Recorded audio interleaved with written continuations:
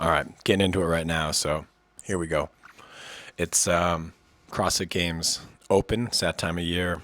It's one of my favorite times of year because I like how little competition turns adults basically into modern day retelling of Lord of the Flies. Just wild children. Like that it makes people a little crazy, a little extra competitive.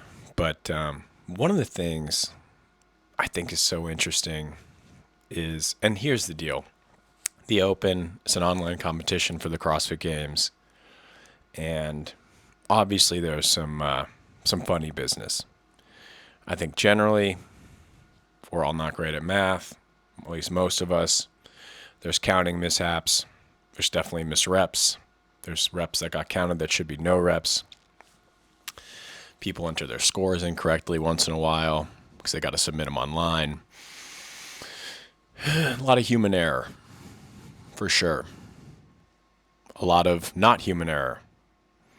And there's probably some malfeasors as well. People trying to take advantage, probably a couple of those. But one of the things, in the vein of accountability, is I can't control all that stuff. I can't, I can't control the people who are quote unquote cheating. Maybe even just the people who get workout drunk and screw up their count. I've seen that go down before. I've been part of that before. But I was reading, I was on Reddit, which is one of my favorite places. I like Reddit, mostly just for like the junk threads and the gaslighting threads about Tesla trucks. It's great. Anyway, I found a little post on there. It was just someone was talking about the something feels off with the 25.1 scores. And the workout, the first workout, 25.1 is AMRAP 15. You do 3 burpees over a dumbbell, 3 dumbbell hang clean and jerks, 30-foot lunge. Unweighted, next round is 6, 6, and 30, and then 9, 9, and 30, and so on. And this person was just talking about how different athletes in their gym were blowing away the scores, and why is that happening? How is that happening? And it's just surprising to me, and I understand why.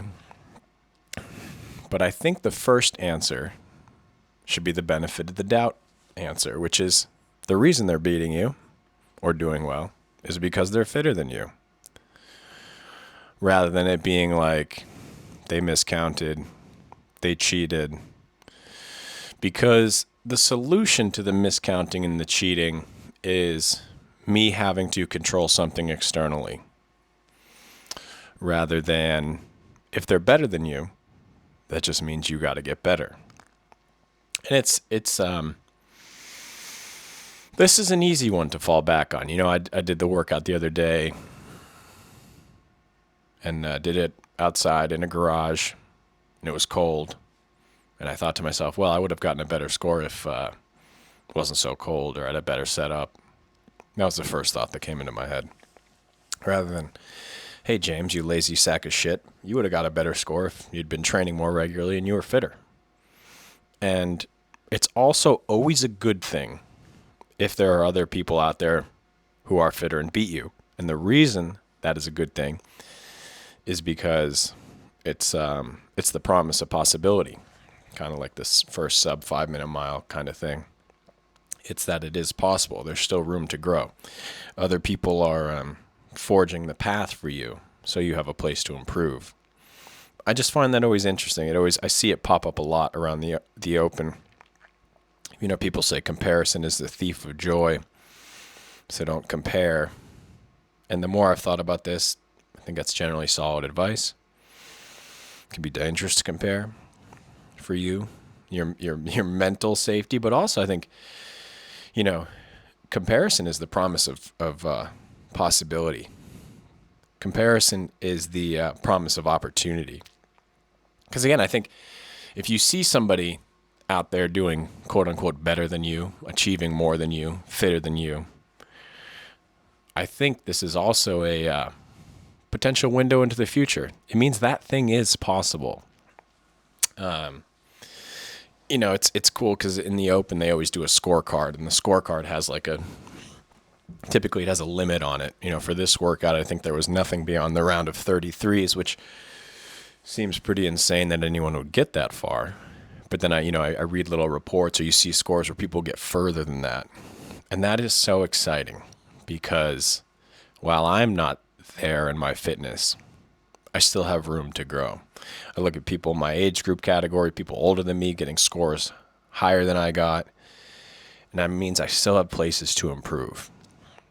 And I've talked about this before, but it's one of the reasons I so admire the masters athletes in our gym.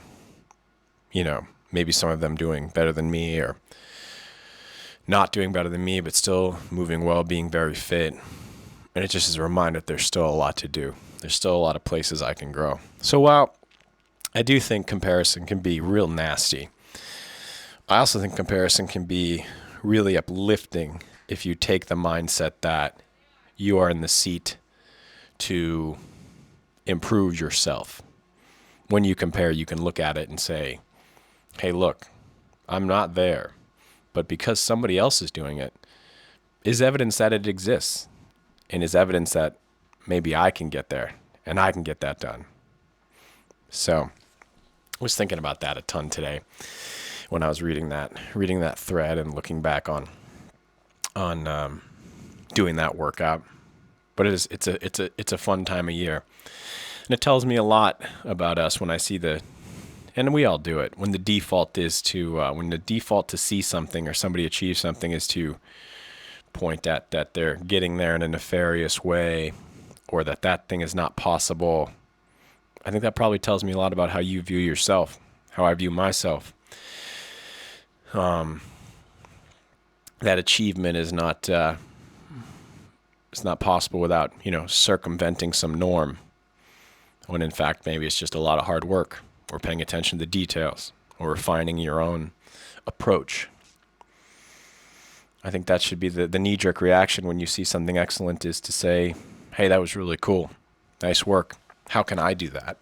And then if along the way you find out that maybe they got there by cheating or miscounting reps, okay, you can take that in stride, but it still shouldn't take away from your desire to achieve it. When I used to be more competitive than I am now, and I knew who the cheaters were in class or the miscounters, maybe they weren't actively cheating. Like I said, people make mistakes. I always wanted to beat them. I wanted to beat the people who were doing it right. I wanted to beat the people who were scaling workouts. I want to beat the people who were miscounting reps. I want to beat the people who were actively, cutting range of motion or whatever. I wanted to beat them all. Because that for me was like a really good push. I didn't care how you got there. I wanted to win. And it was even more satisfying. That win was even more satisfying. And if I didn't beat you, and maybe you miscounted reps, you cheated, it was good to take all that ownership on me. Hey, I still wasn't fit enough yet. If I was as fit as I could be, it doesn't matter what you were doing to try and get there. I was going to win. I think that's the right attitude to take. And I think for me, this is a good approach to accountability, and it's a good way to deal with that. Well, it's not fair mentality. We were so in light of the accountability journal, we were talking about that earlier this week, and we did it on a Wednesday. I like the middle of the week application, the accountability journal. I think we're going to do it on a Wednesday and a Sunday. So today's Sunday. I like middle of the week and end of the week. So basically, the accountability journal is something that you pointed out externally. And then the next step is, what are things that you did that contributed to that outcome? And things you could do to mitigate that outcome. So one of the things we're dealing with is, at work on a team, and we were kind of given some parameters for how we were supposed to account for what we got done and account for what we had to do in a week or so. And I was talking to some other team members about this, and we were all really frustrated about kind of this new protocol. And, felt like it was a little unfair, maybe not the best way we didn't think it was the best way to move forward. And so our knee-jerk reaction was to like come up with reasons for why it was stupid and or inefficient, and then report those back, give them back as feedback. And the more we talked about this as a team, we kind of felt like this was a fruitless exercise. So we were going to spend all these cycles, all this time coming up for ways for why this was inefficient. And I still think that it is. But we talked about immediately is like, okay, well, the feedback process isn't perfect. It takes time. So what are we going to do while this feedback is circulating? Well, and maybe what are things that we have neglected to do that contribute to this? And, our fidelity around tracking our work was not perfect. And our fidelity around accounting for what we could get done at a given time span wasn't perfect. So, the more we talked about this, whether or not we contributed to it or not, the directive was essentially something outside of our control. So what we talked about was, well, what the hell could we do to get to a point where it might be a little more obvious that this directive for how we should account for work and should plan work is realized as something that's a little bit inefficient. And one of my team members basically said that we could be impeachable. And I loved this idea. And what this meant was we could be so fucking buttoned up in our approach that when push came to shove, it could be looked at what we did and say, hey, you applied this new directive to a T, and the outcome was still a little off. But everything we did along the way was buttoned up. We could plan our work further ahead. We could account and review the work we were going to do more diligently. We could document the things we needed to document to a T. And I like this approach because it gave us something to do.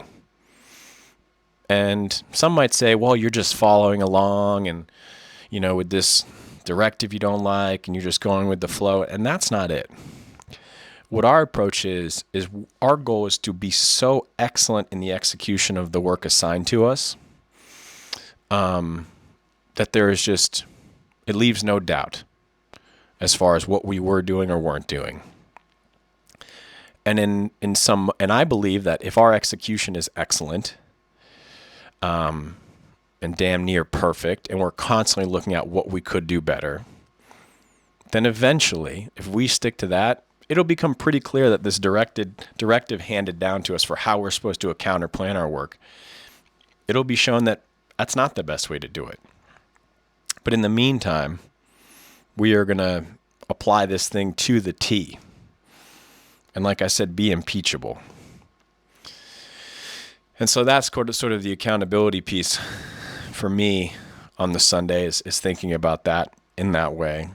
And the way I think about this and other things is, there are so many things that we're told to do, not to do, how to do, and we bitch and moan about them.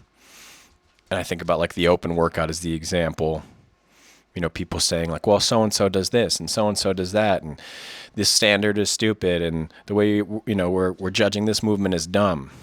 Well, then just be buttoned up. Take everything that you can do and apply it as excellently as possible and see what happens and see how your view of things changes. Because I think when you do that, you'll probably, if you can really take that approach, you'll walk away from it and say, you know what? Not everybody does adhere to the standard, and not everybody does do it the way I approached it. But you know what? I applied the standard to a T and did as best as I could and put all my efforts to it and still came up short. Maybe I need to get even better. And I hope that's what comes out of that approach. And I hope that's what the accountability journal does for you, is it gives me more insight into what are my capabilities now? What could my capabilities be? Where do I need to grow still? And what are the things I have immediate control over and influence over that could help me get there? Rather than always wasting so much time being focused on everyone else and everything that's external to me and that I have no control over. So that's the goal with the accountability journal. And yeah, that's Sunday. We'll see the accountability journal pop back up Wednesday. I don't know if you're following along with it, but we're putting down something that we blame externally. What are things that we did to contribute to that event? And then, what's something we can do to that only starts with us in terms of mitigating or that we could have done differently to influence that event. So appreciate it. Oh, way over 10 minutes. Chatty today. More tomorrow.